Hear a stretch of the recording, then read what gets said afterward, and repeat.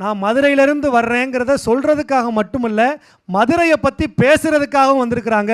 தலைப்பே பாண்டிய நாடு. அற்புதமான அந்த உரையை வழங்க செந்தமிழ் செல்லம் ஹிரண்யஸ்ரீயை அன்போடு அழைக்கிறோம். வாங்க. வணக்கம் ஹிரண்யஸ்ரீ. வணக்கம். எந்த ஊர்லேருந்து வந்திருக்கீங்கிறத நான் கேட்க மாட்டேன், எந்த தெருவிலேருந்து வந்திருக்கீங்கன்னு வேணால் கேட்குறேன். அண்ணா நகர் சொக்கிகுளம். அப்போ ஆதார் கார்டே கொடுத்துட்டு போயிடுவீங்க போலயே.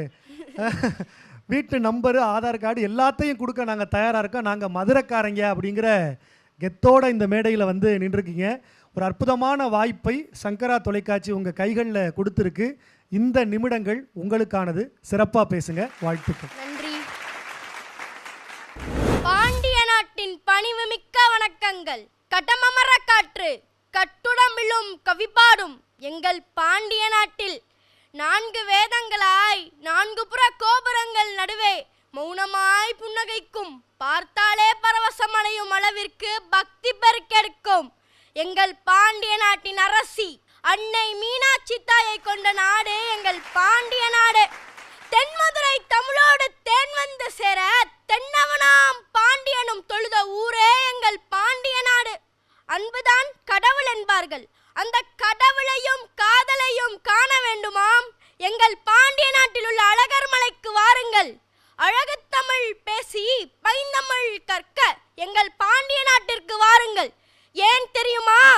வருத்தப்படாத வாலிபர் சங்கம் அமைக்கும் இக்காலத்தில் நாங்கள் அப்பவே தமிழுக்கு சங்கம் வைத்த சிங்கத்தமிழன் கொண்ட நாடு எங்கள் பாண்டிய நாடு.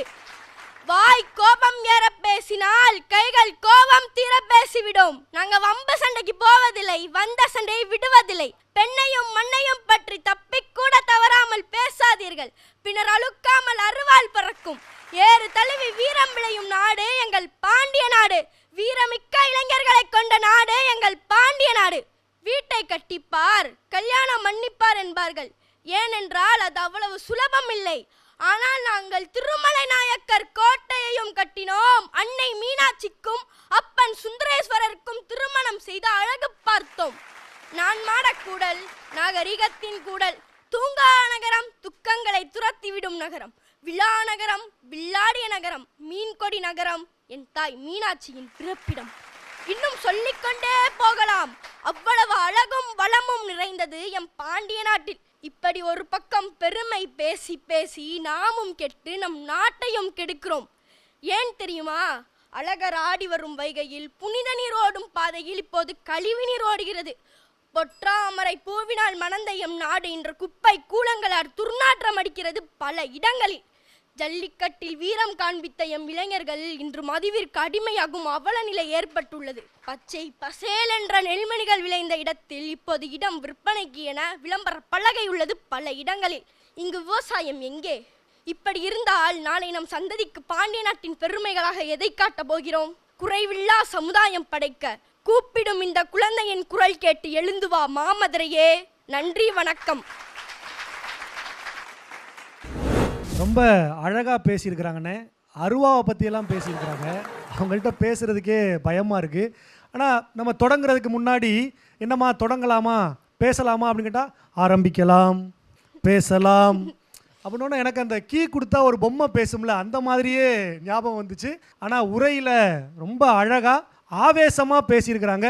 பாண்டிய நாட்டுக்கு வாங்க, மதுரைக்கு வாங்க, எழுந்து வாங்க மதுரைக்குன்னு கூப்பிட்ருக்காங்க.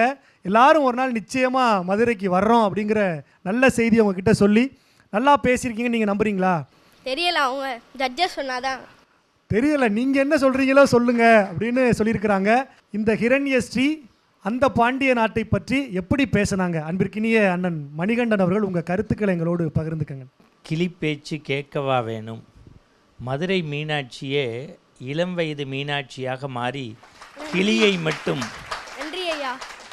மட்டும் கருவறையில் வைத்துவிட்டு இங்கே பேச வந்தாலோ என்று எனக்கு தோன்றியது. இந்த குழந்தையும் தெய்வமும் கொண்டாடும் இடத்தில் அப்படிம்பாங்க. ஆனால் சாமிக்கு தான் மனுஷன் பயப்படுவான், ஆனால் சாமி பயந்து நான் இங்கே தான் பார்த்தேன். இதை நல்லா கேட்கணும் ரசிகர்கள். சாமிக்கு தான் மனுஷன் பயப்படுவான், ஆனால் சாமி மனுஷனுக்கு பயந்து இங்கே தான் பார்த்தேன்.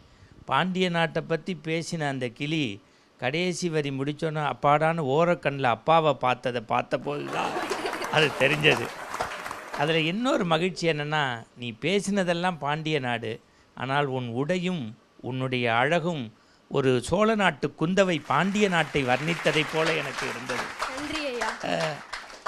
என் பிள்ளைய பற்றி நானே பேசுவதாடா, உன் வயசில் எனக்கு ஒரு மகள் இருந்தால் எவ்வளவு சந்தோஷப்படுவேனோ. நான் இப்படி சொல்லட்டுமா, ஃப்ளைட்டில் ஏறாமல், ட்ரெயினில் போகாமல், பஸ்ஸில் போகாமல், காரில் போகாமல், சைக்கிள்லேயும் போகாமல், எந்த வித செலவும் இல்லாமல் உட்காந்த இடத்துலேருந்து சங்கரால 3 நிமிஷத்துக்குள்ளே பாண்டிய நாட்டை கண் முன்னாடி கொடுத்துட்டில்ல, நீ பாரதி ராஜாவுக்கு கிடைச்ச கண்ணன்கிற கேமராமேன் மாதிரி எங்களுக்கு கிடைச்ச ஒரு பெரிய கேமராமேன். நீ அடுத்த சுட்டுக்கு ரெடி ஆகிடலாம். இன்னொரு பட்டுப்பாவாடை ரெடி. அக்கா நீங்கள். வணக்கம் ஹரண்யஸ்ரீ.